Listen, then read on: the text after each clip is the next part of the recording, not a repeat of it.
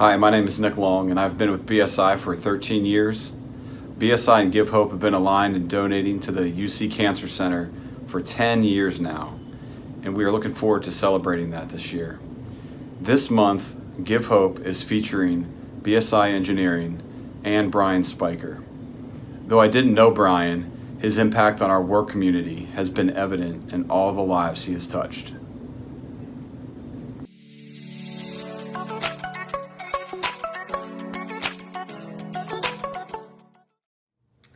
My name is Kelly Aronson, and Bryan Speicher was my father. So obviously there's a huge, it was very inspiring to me. There's like bazillions of stories, but so I obviously see him in a little bit of a different light than, some of the people that have worked with him and people at the company that have heard stories about him. But he was an incredible father, and he passed when I was a senior in college. So obviously that was really hard, and something that never goes away. Still always remember him and are affected by it. Hearing that he had pancreatic cancer was, just complete mind-blowing. We had, it was my brother and I and my parents, and we were just, everything was great. And he, just going through that, we became very close. We went on as many trips as we could. Just trying to cherish, the last moments that we had with him.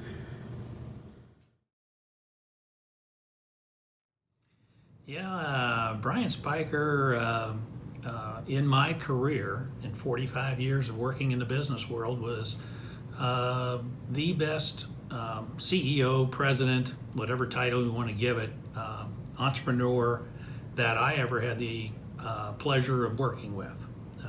And I've worked with some really good ones and very successful ones, and he was the creme de la creme. And it basically, it was just a joy to know and to be around.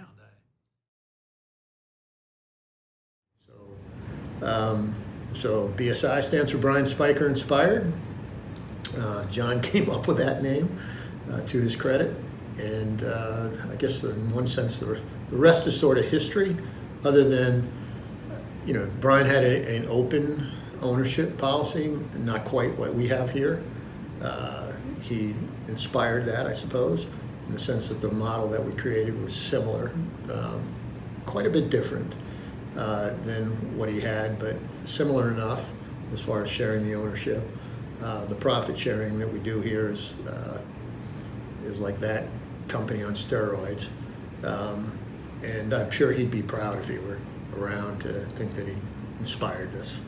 As a matter of fact, his wife has told me that he would be. Well, yeah, I know he'd be proud that, quite honestly, there are two companies in this city that are either started by Bryan Speicher or inspired by Bryan Speicher, and both those companies won Small Business of the Year in Cincinnati. I defy any CEO in Cincinnati to lay claim to that distinction, that he inspired a company and started a company that both won Small Business Award.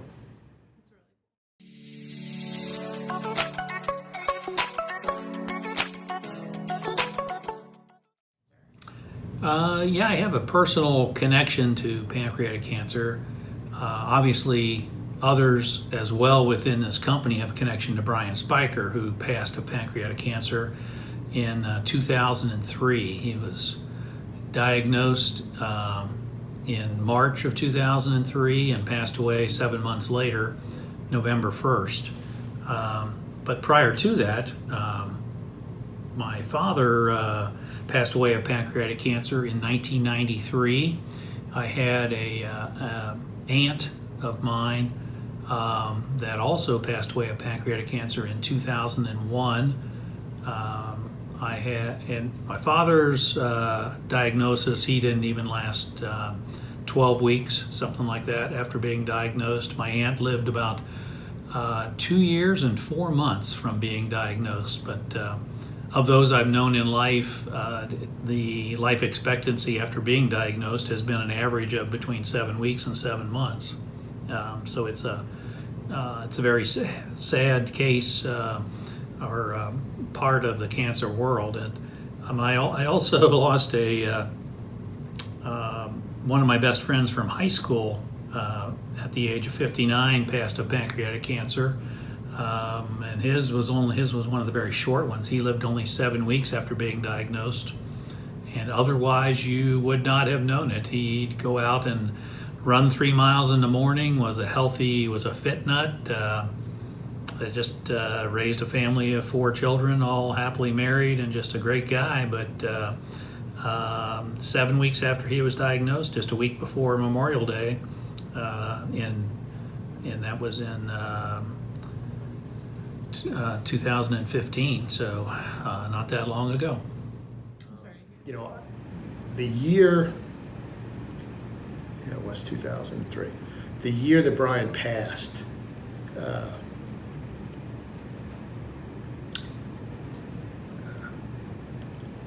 I traveled to D.C. Lance Armstrong was, weirdly enough, not from pancreatic cancer, obviously, right? But he was coming back from the first tour across the country that he had done, a year's fundraiser. So I went to the event and rode into D.C. as he was coming in. The intent was that I was going to get a signature on a copy of, I think it was actually a sequel to, it's not about the bike, you know, because that was his first, I guess, autobiography, or you know, his or living through the ordeal of having cancer. But I was going to get a book and bring it back to Bryan, and I went because I thought, and this was one thing that I truly felt needed to be done for Bryan. I didn't want him to look in my eyes, or anybody else's for that matter, and you know, see that you're not going to make it, right? So I went there thinking that I'd see a lot of cancer survivors, which I did. I rode the bike up to probably 20 or 30 people during this 40-mile ride, you know, asking them, so why are you here? And, you know, what cancer did you have? And I was trying to find one person that had survived pancreatic cancer so I could bring back their testimony to them and say, hey, call this guy, all right? He'll give you hope because he's made it through this, right? Because I realized that when I saw him, and I assumed everybody else probably felt the same way, that, you know, he would look maybe and see like a sign across the top of my head that, you know, you're not going to make it, or, you know, everybody knows you're going to pass, you know, and I didn't want him to see that. But I didn't find anybody. All the people I interviewed, I stood there with that, you probably, well, you see it in that picture, it's out there, with you, Bryan. That was actually my idea.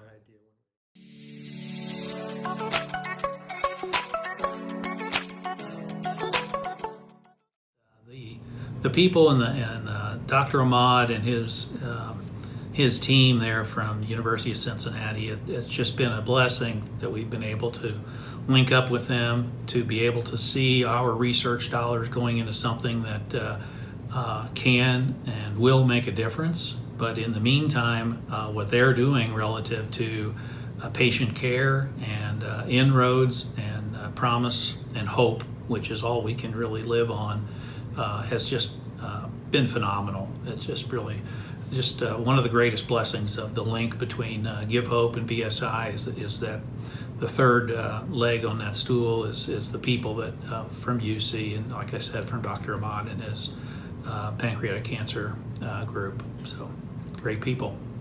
Other than the search is not over for obviously a cure for pancreatic cancer, and I'm not even sure we've really made yet a dent.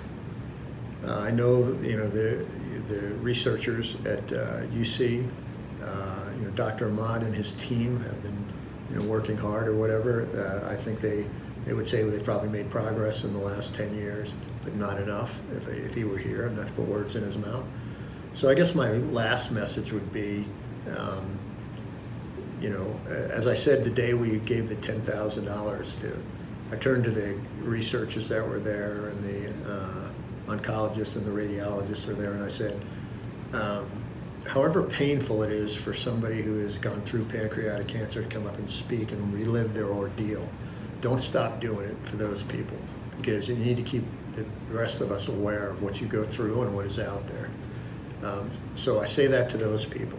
To the researchers and the doctors that are chasing this disease to do something about it.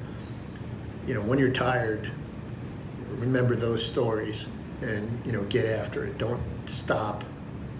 Don't give in until we get to the place where we truly made a dent. So at the very least, if we can diagnose it early, it leaves plenty of room and chance for people to recover from the disease. So, well, obviously I know that, you hear pancreatic cancer and you automatically think they don't have long to live, because it's so deadly. Usually don't find it till it's too late. And so, I so appreciate the people that are working on it, and it's amazing that BSI has given so much money to work on it. Because, anybody that doesn't have to go through this, is just invaluable.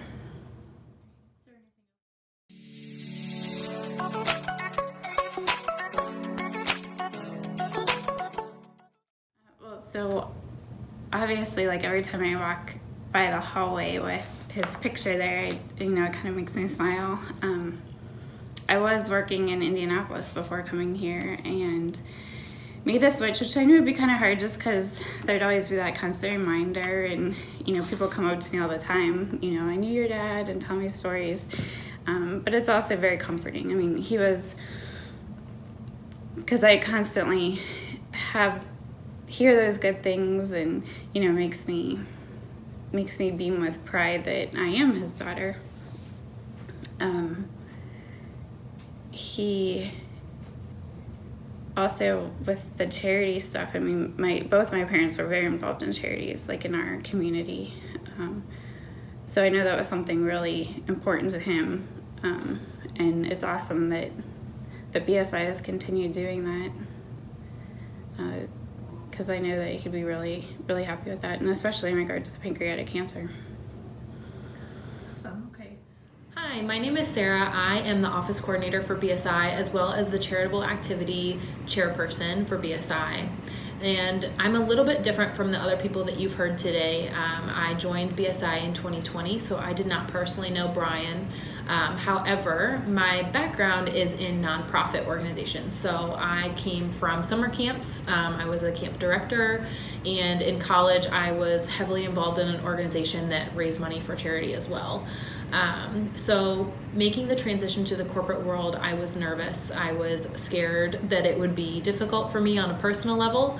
However, because of the values and the ideals that Bryan inspired, I found this transition to be very easy, and I have found something that makes me proud to come to work at BSI every day. I am very proud that our company sets aside this money for charity, and I am honored that we are able to give so much to Give Hope specifically at the end of each year. It makes a world of difference when you work for a company who cares about the communities that it's in, and that it supports charities that are close to our employees' hearts. That's kind of the purpose of the charity committee, is to support organizations or nonprofits that our employees are a part of, or who have been inspired by certain organizations. And I am very proud to continue that here at BSI, and I am glad that I have found that peace in the corporate world.